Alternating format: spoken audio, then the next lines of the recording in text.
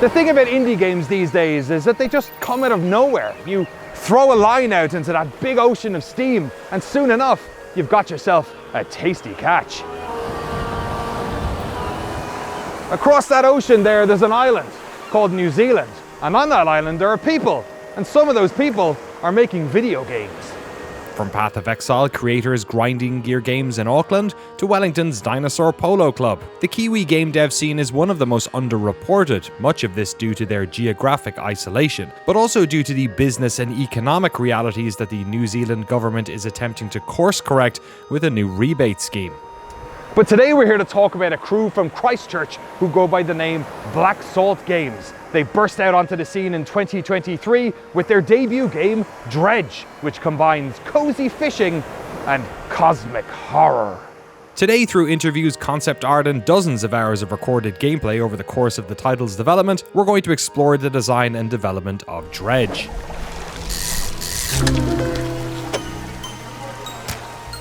The team at Black Salt Games was initially made up of 3 people from a local work-for-hire studio called Cerebral Fix. Nadia Thorne left her job as the studio lead there with enough funding to cover 3 people for 2 years. The other 2 people ended up being senior programmer Joel Mason, who would code the game and write the narrative, and senior artist Alex Ritchie, who would be the art lead on the project. With no time to spare, they jumped into making prototypes for their debut game, 3 of them in fact. So what were the other 2, and what was it about the fishing one that made it their prized catch? I think the first thing we did as a studio was we did regular meetings to kind of like get on the same page and decide or discover kind of like where our interests overlap in video games and what kind of things we would want to make. And then originally we did three prototypes because we came away with 3 ideas we wanted to try to make, and we did the prototypes and we tested them on our former colleagues and friends. And Dredge as a prototype got like the best reaction, and we also saw a lot of potential in it. One was an RTS that used some sort of novel resource mechanics, which we thought was slightly interesting, but at the same time, you know, as a first-time studio with a pretty small budget and a pretty small time frame, we didn't feel like we could compete with Age of Empires and other RTS games. So, you know, while we liked it, it didn't fit right, like business-wise. And then the other one was like a sort of stealthy vehicle game, which I think has sort of been made in the last 2 years anyway by another studio somewhere. The prototype we had was like a stealth Roomba, is kind of what it was. Like you were this little robot that was like a Roomba, and you could get like upgrades for it. And I remember seeing a very similar game, which was really interesting. The prototype is not too dissimilar from the finished game, but it is wildly different from the original concept, which was on a 2-paragraph Word document somewhere. And that was kind of inspired by Papers, Please, I think, and a bunch of other games here and there. But with the constraints that we had, I was sort of looking at games that I thought were like small, but were sort of achieving something interesting. And also one of the things that we had identified as the 3 of us that we liked was like games that had more than one like aspect to them. So we pointed to like Moonlighter a lot of the time. So you've got the dungeon crawling roguelike part, and then you've got the shop element. So we wanted to have a game that had like two main elements to it. So the original concept for Dredge was a top-down, turn-based, grid-based, like navigation. Like you would go out every day and you would use your time, which is your resource, to move like 3 squares to this mackerel over here, and then 2 more squares to this tuna, and then you might get like some kind of narrative event that says, you come across a mermaid, what do you want to do? And then you choose 3 options, and then after your day finished, presumably you got back in time before sunset, or maybe you didn't, you would then go home, sell your catch, and then maybe you would, I don't know, choose whether to feed your family or, buy medicine, Papers, Please thing. So that was the original pitch, but I think that the core element from that pitch was cosmic horror fishing. And as soon as that was on the whiteboard, I think we all thought, yeah, there's something in here. So yeah, the first prototype was very similar to Dredge. It wasn't turn-based, It wasn't grid-based, it wasn't top-down, but it still had a central resource, which was your time. You're still sort of scouting around for maybe an optimal route, you're planning what you're going to do every day, and you're probably going to get overconfident, stay out at night, and then that is where the interesting gameplay kind of comes in. I think it's just my personal preference to have like more real time. So I don't know exactly how the conversations went, but we obviously ended up going more real time, although it's kind of like time doesn't move when you move. So we found some middle ground that seemed to work pretty well. And also that actually turned out really nice because then it's less stressful, and we didn't want a completely stressful game all the time.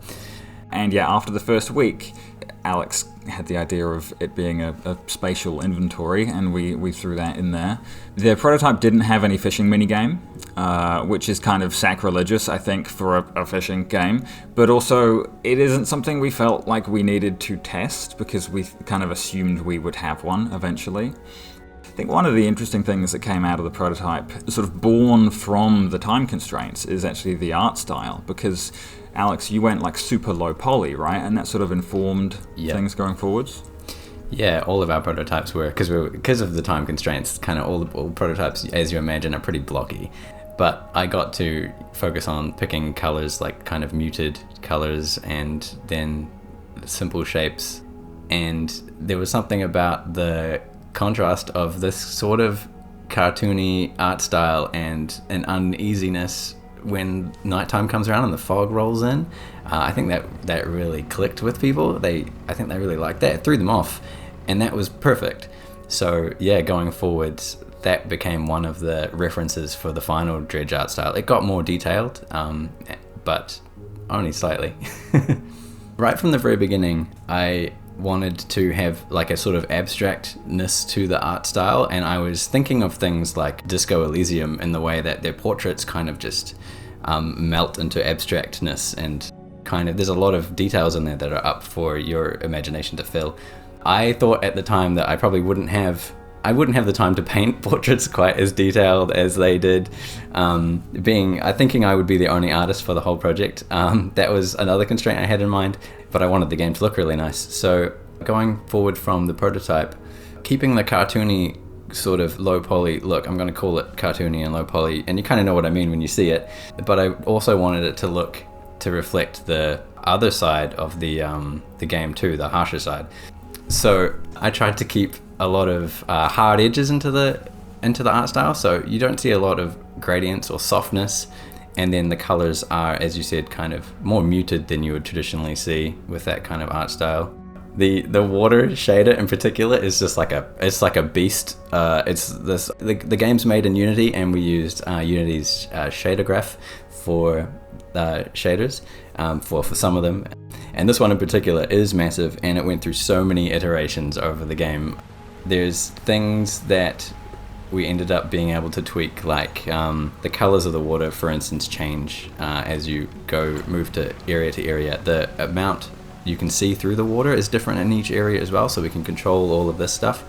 And other than that, because we've joked all the time about how hard it is to have a game set completely on water, there are some effects that you just can't have, because the way that computer graphics work and rendering transparency, there's a bit of an issue that you can face where you don't know what will render in front of another thing, and there's only so many things you can do to combat that. So we have some effects that are kind of just not possible. We can't have like soft glowing transparency under the water, for instance, but we get around that through our stylization. I think some early builds of the game, like, mid-water shader shenanigans, I think we had no transparency in the water, and it was just kind of quite opaque. And then we sort of wanted players to be able to see a little bit and identify fish at a glance. And actually, that's one of the things that we have now. Like, most of the fish in the game have like unique particles that swim around, so like you can visually see that's a bronze whaler shark or that's a cod, just from all these like little particles that Alex has modeled up individually. Come on! Okay, come on, you fucker! Yes! The prototype for Dredge was located in an area that would later be known as the Marrows, but to create pacing and gameplay variety and to make the player want to explore more, they'd have to make new biomes full of new fish and new stuff to do. So how did they approach this task? And in what way did these new places give Dredge a sense of place? Place is also a fish. That's a fish pun. I didn't even realize it. It's impossible not to do them. The Marrows came from the prototype. That's, it's very similar to what was the kind of starting location. And then we spent sort of the first 6 months of development just in the Marrows, really. There was sort of about 3 or 4 months in, Alex took a week or two just to block out kind of sort of the other 4 biomes, and so we could just kind of get a sense of how big the overall world was. And I think that was important for us in terms of just defining the context of the, and the boundaries of the whole game, as also we're kind of starting on writing the narrative. But yeah, we did spend a lot of time just in that starting biome, establishing everything, getting all of the base kind of mechanics down. We spent a lot of time on the controls and the input system. We were play testing that sort of every couple of weeks for the first few months. And so once we felt we had an understanding, we had the Marrows and we had the kind of first iteration of everything in the game, or most of the things in the game, and that's when we then started to branch out and build the other biomes up. We spent probably about 2 to 3 months on each of those. Yeah, so the main areas are the Marrows, which is your starting area, which is mainly just to get you used to the game. And there sort of isn't like anything hugely threatening in that area. There is a little monster that sort of comes out at night, which is a fun moment for some players, but there isn't like a core thing that happens there. And then I'll say second biome, but you can visit them in any order you want. In fact, this was almost a pillar of our design, was that we liked what Breath of the Wild did, which is it's an open world and you can sort of do things in any order. So we always had to maintain, but you need to be able to do this one first, so you need to not lock off this thing. So we kept that quite open. So the second area is Gale Cliffs, which is sort of a Scandinavian-inspired area, and the cliffs are sort of like being eaten from inside by a giant rock eel. That is your sort of first really aggressive threat in the game, and is maybe slightly harder to navigate than we had anticipated. A lot of players get hit by this rock eel. The next one, it's basically clockwise. The next one is Stellar Basin, which is your tropical island-inspired area, and it's in fact inspired by a blue hole, which is a geological structure that I think also Dave the Diver is based on. And inside this blue hole there is a large tentacled monster that you have to deal with, I'll say. A lot of our monsters or threats are more obstacles than enemies. We never really allowed players to kill them most of the time. Next around is Twisted Strand, which is a mangrove swamp-inspired area and is very foggy all the time, even during the day, and is maze-like, and I still get lost sailing around that area even after like 2,000 hours. And there's a shipwrecked or plane-wrecked airman, a soldier from a war that is left there and trying to deal with some monsters that are sort of threatening his sanity there. And then the final area is Devil's Spine, which is your standard video game volcano level, which has a whole bunch of volcanoes and red lava and stuff, and a blind monster that sort of locates you through some interesting means, and there's other ways of like getting around that. But the biomes basically are your sort of video game tropes of tropical, swamp, volcano, and then we also did originally have an ice biome planned, which we left on the cutting room floor quite early on, but then were able to revisit with our first DLC, which is the Pale Reach. Yeah, I guess our scope control was actually making them so isolated from each other. You touched on sort of the main quest, which is essentially a guy in the central area tells you to go out and get 4 things, one thing from each area. And you can do it in any order you want, and the things that you do in each area don't really affect your other areas. And so we could develop them in isolation. We could develop them one by one without necessarily having nailed down all of the story points for the final area, say. And that sort of just allowed us to treat them as standalone areas. With the benefit of hindsight, is there any aspect of the game that you would have tackled a little bit differently or done more of or less of or anything like that? I mean, it's a boring technical answer, but I think I would have changed the way that the world was structured a little bit. It's all like one big scene, and it all like loads at the same time. Because from any time you can look across to any of the islands, and I didn't have the time or the expertise to do like a fancy like streaming world thing, and it's slowly coming to like bite us in the ass as we add more and more things to this scene that has millions of objects in it. The Switch isn't particularly happy with me right now.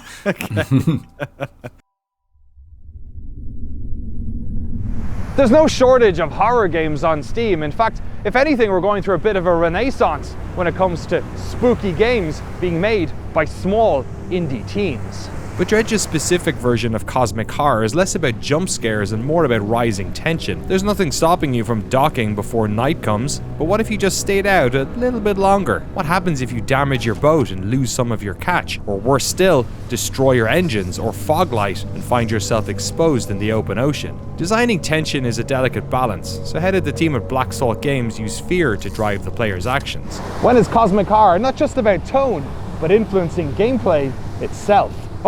Oh, we got a big one. We got one. Come on. Come here. Come on. By the gods. What is that?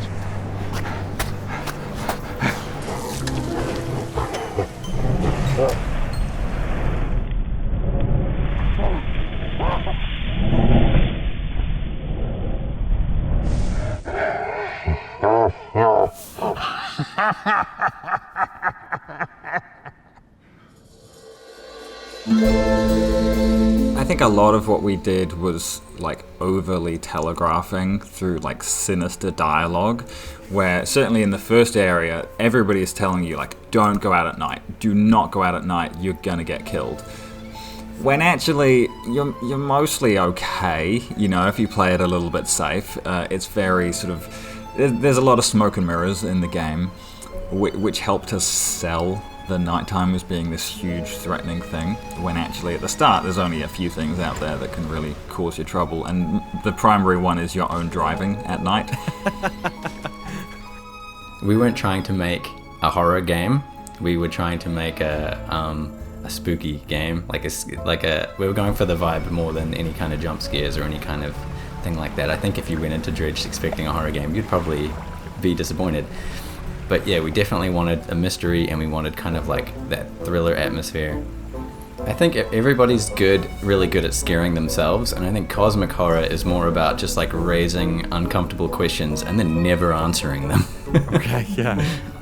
And just try to max up the contrast as well. So in the day, you can see miles and miles away. In the night, the fog, if you don't have any lights, you can't see anything in front of you.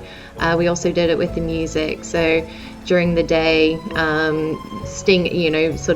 music stingers will kind of flow in, and it's all quite relaxing and nice. And then at night there's no music at all, but there's underlying sanity kind of drone, and the less sane you are at night, the more this unsettling kind of static and noise kind of plays through to you as well. So we tried to make it subtle, but to be a lot of contrast between night and day. Just that the night and day is sort of that's our bifurcation of the game of two halves, really. It's cozy during the day, and then it's sort of an attempt at horror during the night, and they elicit different responses from players. If they suddenly put their head up from fishing for a few hours and they realize that it's pitch black and they can't see anything and they don't know where they are. Actually, one of the sort of interesting things we did at the start was we didn't place the player on the map. So currently you can open the map in the game and it shows exactly where you are. Because we wanted players to get lost. We wanted players to sort of have that experience of, oh god, I don't know where I am. We wanted them to navigate by sight and looking at islands and sort of comparing that to the map. And I think Chia did something quite similar. And then we changed that based on a bit of playtesting feedback. And we were also slightly conscious of, like Alex and I love Hollow Knight, but I know the map in Hollow Knight is a contentious issue. So then we sort of like rounded players' position to the nearest grid square on the map, and then in the end we just straight up placed you on the map. Like it was disorienting enough at nighttime without it. Yeah, turns out people still get lost. We had the inventory before we had the idea to put damage in the inventory. I don't know where the idea came from, but as we put when we put the spatial inventory in, and we realized that was going to be kind of like the main mechanic of the game, it just got you thinking, and we always want to try to integrate new things with existing mechanics instead of adding new things that are not related in any way. So I don't know where that idea came from, but when it came up, it seemed like such a great idea, and we still do kind of have that health bar because we need to have some kind of threat. So you do have like a 3 hits and you're dead kind of thing. There's other things like arranging your inventory and getting filled up, and then when you happen upon like a castaway, and then they are like, oh, can you take me back to the town? And you realize they take up 6 spaces, and there's a little bit of humor in that as well, because you kind of like pick them up and you have to put them in your thing. Some people rotate them upside down or whatnot. Like the idea to discard items or people that you are ferrying as well was something that we enjoyed doing quite a lot. And I think we spent the first week after launch sort of watching streamers on Twitch play it, and I remember there was one guy, Tomato Gaming, who saw that there was a discard button on one of the characters and he thought, this is surely a bug, and then he discarded him and he realized that the quest had like resolved and there was like alternate dialogue based on you killing this person, and that was mission successful. We know how they like it anyways, dunks old man in water. Pursuit result! See you later, you old fuck! The original design for the upgrades was, there was just like a list of upgrades, and you would be like, I want this one, and you would just get it, and it was like plus 10% fishing speed. And that just kind of wasn't interesting, and we couldn't really work out how to like make the cost of those upgrades like feel impactful, and there were just all kinds of issues. And then as soon as we had a spatial inventory, we realized we could attach things to that, as Alex said, just reusing existing things. And we realized that your inventory could be not just your inventory and a health bar, but also your loadout system, and where you could choose whether you wanted to be a speedy person that maybe can't catch quite as many fish because you've got too many engines, or a slow boater who can fit more cod in. It just allowed us more avenues of like player choice, because a whole bunch of different kinds of players play our game. There's people who do not care about nighttime, do not care about the panic system. They're just, balls to the wall. I'm just going to catch fish. I don't care about any monsters. And then there are people who just sit there and grind and are trying to catch the largest fish every day and are just rich.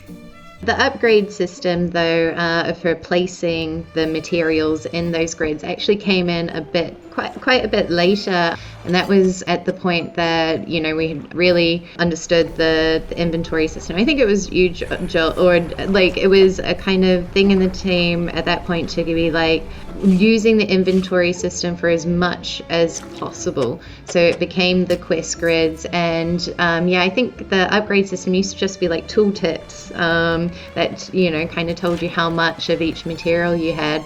I think it was you, Joel, that was like, we can actually place these. It also became a second storage because storage became quite a problem when you try and make everything in the game an actual item. We didn't have time to build a person walking around the town, walking in the door to the fishmonger, and also we didn't think there was much point in it. The point of the game is going out and exploring and finding cool stuff and getting scared at night. It's not actually walking around the town.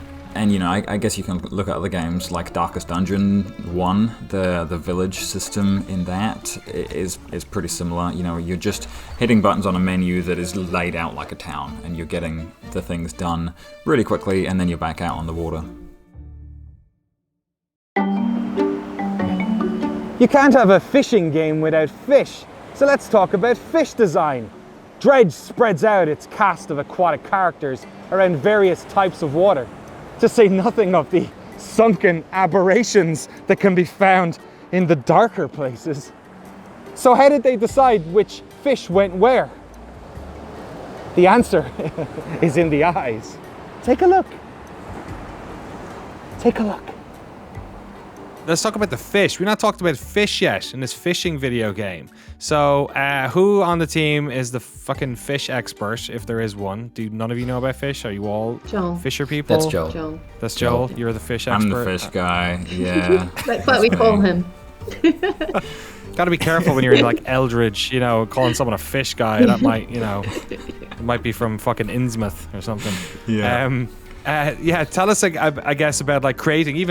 One of my favorite parts in the game was, this is just my OCD, I guess, but like just like having that encyclopedia fish that you're sort of going in and trying to check off everyone that's in the biomes. But how did you come up with the fish? And then also, I guess, like, how did you sort of mutate them or make them grotesque? Like, what was the sort of the box you guys were working in terms of the types of fish you were working on and how to make them all fucked up as well? How did we come up with the fish that go in the game? It is basically me just using Wikipedia and my existing knowledge of fish, of like, okay, we have a biome that is this. What kind of fish in the real world live in a place like this? And there's heaps. There's 50, 100 fish that you could easily put in. But then we also had to consider things like, well, what rods are people going to have at the stage in the game? So we know that they're going to have coastal and shallow rods. What could be a shallow fish? A flounder feels like it's a shallow fish because it's on the seabed. And so from understanding where players might be in the game, we decided on fish. Also having to consider like how big is their boat going to be? How many like at the start of the game, it's not all sharks because you can't fit many sharks on your boat. So it's coming up with a list of candidate fish, and then I would sort of eyeball them and say like, well, this could have this kind of shape in the inventory, and this could be an L shape, and this could be a square, and then I would turf all of that stuff over to Alex. Yeah, I would just get a list of fish from Joel that need aberrations made. There's no strict process for messing these fish up. It's just kind of whatever comes to mind. And sometimes it starts from like, you take the fish art I've already done, and I just do some Photoshop manipulation. I'm like, I'll copy this eye a couple times. I'm gonna warp this fin and see where that goes, and then I'll repaint it when it's something new. A really good trick is always just giving any kind of fish human features, and then you're immediately like grossed out by it. Falling for there's some weird stuff out there, like the barrel eye fish, which looks like an aberration, but in its default state is like it's got like a terrarium in its head, and that's like a real fish. So I'm competing with nature. My favorite like aberration related story is when you were doing the viperfish aberration. You had been like spending a few hours on that, and you came to me and you said, I went sort of like one direction and I didn't really like it, so I came up with something else. So here's that something else. And I said, well, what was your first direction? And you said, oh, I just kind of like exploded the thing. And he showed me the picture, and it was this viperfish that had basically its head was just exploded into gore. And I was like, I would entirely ship that. And so we did. We just put it in the game as well. I was worried that it was like a little bit too far. I mean, it's like Inside Out. When we were doing our ratings, it's like, is this gore? Is fish gore okay? Like... So I always felt pretty strongly that the fishing minigame, and it was only one fishing minigame for a long time, the fishing minigame should not be hard or frustrating. Like, that's not the purpose of this game. Like, I love Stardew Valley, but man, that minigame, I'm not a fan of that. So it had to be simple, it had to be accessible, and for that reason, you can play the game and you can just like leave the fishing minigame alone. You don't have to interact with it, and you will still catch the fish. You're just not time optimal because you're not like accelerating the reel up by hitting the green notches. It's mainly sort of an accessibility thing, because it's a sort of a Twitch mechanic game.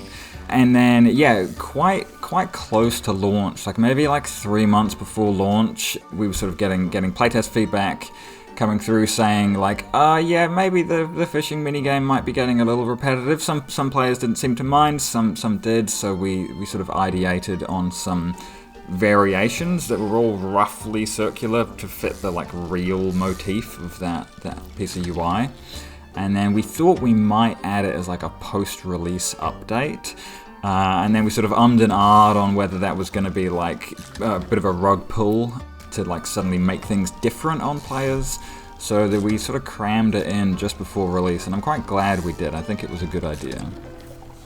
It used to be, so basically time went really slowly when you fished, but really fast when you moved on the water. And I remember Alex coming in one day and saying that we needed to flip it around. And sort of immediately, and I think, yeah, we changed it. So fishing took 3 times as much time up, and exploration was kind of slowed down. And yet it immediately changed the feel of the game, because suddenly you could choose to spend your day either exploring and getting somewhere new, or you would spend your day fishing, where you're just kind of concentrated on picking up these fish, and then suddenly, without you kind of realizing it, the sun has set, you're in the middle of darkness. But yeah, it was always a thing from the start, but it was different at the start. It was also like way overtuned. Like I think it was about 8 times faster than what we shipped with. Like a day was like, I don't know, 20, 30 seconds. It was ridiculously fast. And then we changed it and then halved it again. But yeah, the sort of giving you time to explore was a thing that we suddenly realized we needed to do once we realized we had made an exploration game. And so, you know, players could spend their whole time fishing in our fishing game, but then they weren't exploring as well. So then we invented crab pots and trawl nets. So they're like more passive ways of still achieving your encyclopedia and your fishing and your money harvesting goals, but also you're going out and seeing the world at the same time. So one of the things I love the most, where it's like, and I'm a person, I know every gamer is different, but I'm a person who really, really, really values exploration, and especially when going somewhere new feels like danger. And I felt that in Dredge so much, especially when you went to those new biomes. There was a sense of both excitement and threat, like, you know, right away. How did you balance like how many ports of call people had, right? Because like once you know you're close to one of those, at least it feels like, okay, I can go there and I can rest, worst case scenario. Was that something that got changed quite a bit, or did you kind of always have the feel of how many or how close you should always be to one of those? They were mostly informed by the narrative. So when we started working on a biome, we would say, well, what's the main quest in this area going to be? And where are players going to go when they're doing that quest? And in fact, one of the early iterations of Gale Cliffs, I think we had like one fewer dock. I think we maybe didn't have like the southern dock, and there was kind of like no reason for players to enter the cliffs, which also happened to be where we had hidden the main item. So players just like didn't go in because there was this big old monster there scaring them away, and there was no like dock through the area. So from that point on, we sort of became more conscious of like the path that players were going to follow, and then we would sort of position docks in relevant areas. Was there any part of the game that you guys struggled with? Was there any aspect of production, either design or engineering or art or anything that took a little while to figure out, or that you never resolved and didn't make it into the game?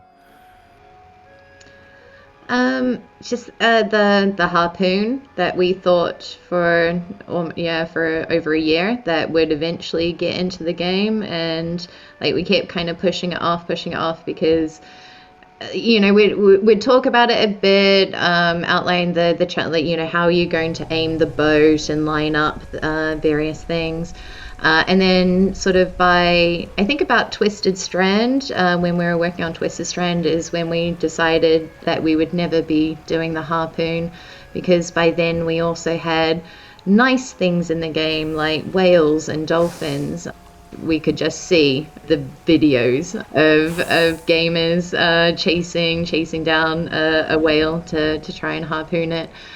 Yeah, that seems more of a horror game mechanic than a cosmic horror mechanic as well. I mean, if we gave you the ability to fight back, it felt wrong at that point, where we knew what the game was and that wasn't it.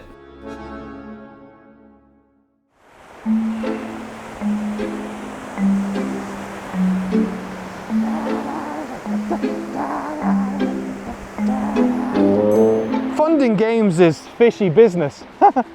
And while Nadia had money for 3 people for 2 years, it wouldn't be enough to finish the game. So how did they get the money to complete Dredge, and what stipulations came from the publisher? The eyes are staring at me. The only way to escape them is in the deep.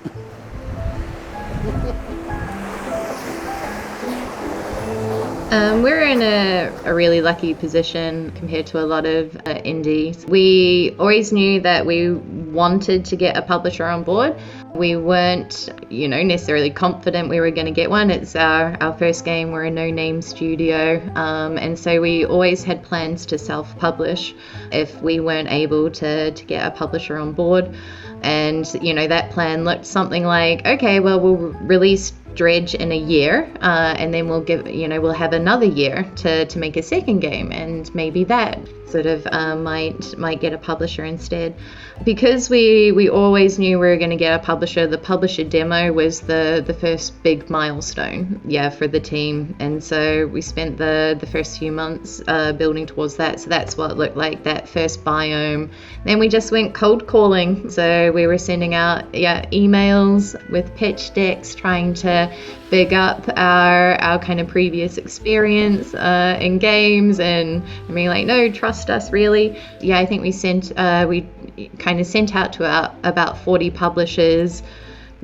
20 of them came back to us, and sort of played our demo. Good ratio. Must have been a good pitch deck. Probably that it was just all there, all in one, and just here you go.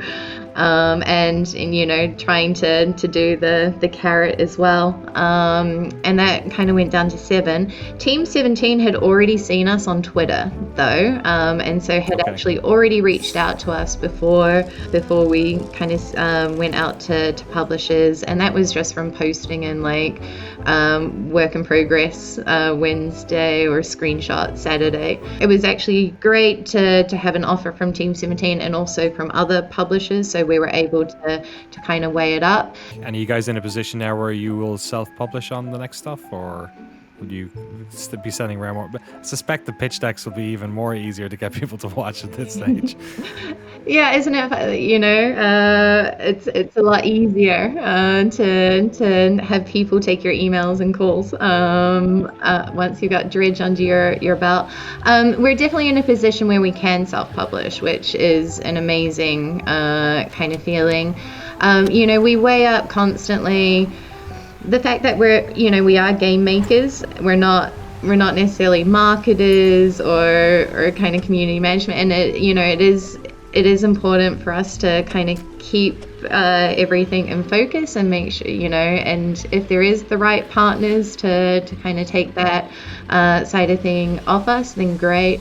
But at the end of the day, the big thing for us is our players, and making sure that we're kind of creating the best experiences for our players, the thing that pricing that right, being free to make those decisions yourself gives us a lot more control over what we release as well. So those are the sorts of things that we weigh up when looking at to the future. The name is great. How did you end up on that name? It never had a different name. I don't know. It just works because it's describing the activity that you're doing, which is like a dual word because it's like you're dredging up memories of the past, and you're also physically dredging up stuff. But I think I was probably, as we all are, inspired by Supergiant with their like punchy one-word titles, and they also have not great SEO, but they make a name for themselves. And I was maybe aspirational towards that, and somehow it worked out.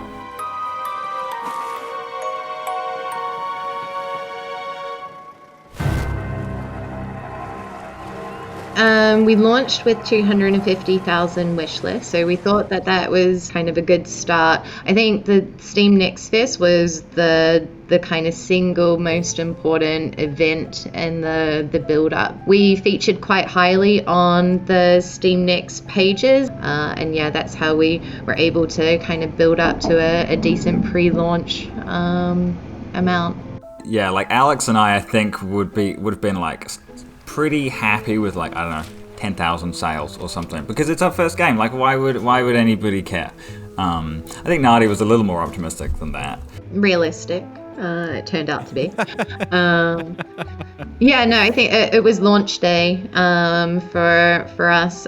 We smashed through our 1 year target on launch day, so we're like, okay, we can maybe we can have a couple of drinks and enjoy this party before we're back to work on Monday. I think it was maybe a week before we had the review embargo drop, so we had the reviews out early, and that I was really nervous about that because I felt like that would affect people's view going into it. I mean, it would. But those came out pretty positive, better than I had expected, and that was the first kind of relief for me. I figured at that point, we've done it as good as we can. We made a game that people can see as at least good. But then so many people playing it was a completely different feeling. That was really surprising. Connecting with our little fishing game, our Cosmic Horror fishing game, like what? More the kind of relief, and that we had done it. We had set ourselves up for the next game, and yeah, basically making sure that we would have another shot. We can continue making games. Yeah, I think that was just a massive relief on launch day.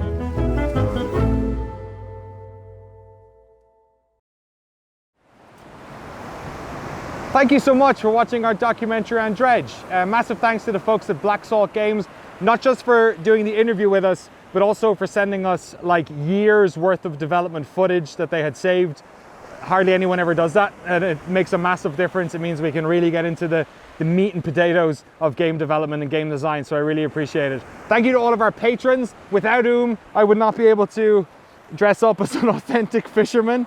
The eyebrows are natural though, so we didn't spend any patron money on that. And last but not least, as our light turns out, it's perfect, right at the end of the day, before the fucking water comes in and consumes us. I think the high tide is coming in. Massive thanks to my wife for creating our own little aberration here. She worked really hard on it, and it really did the job. So yeah, what a beautiful thing that I'm now going to mount somewhere in our house, maybe the bathroom or somewhere, not quite sure. We could always use more patrons. I could always use more eyebrows. Patreon.com/Noclip if you'd like to support us. And we'll be back again with more indie game documentaries. Jeremy, you stay there, and I'm gonna roll out of here.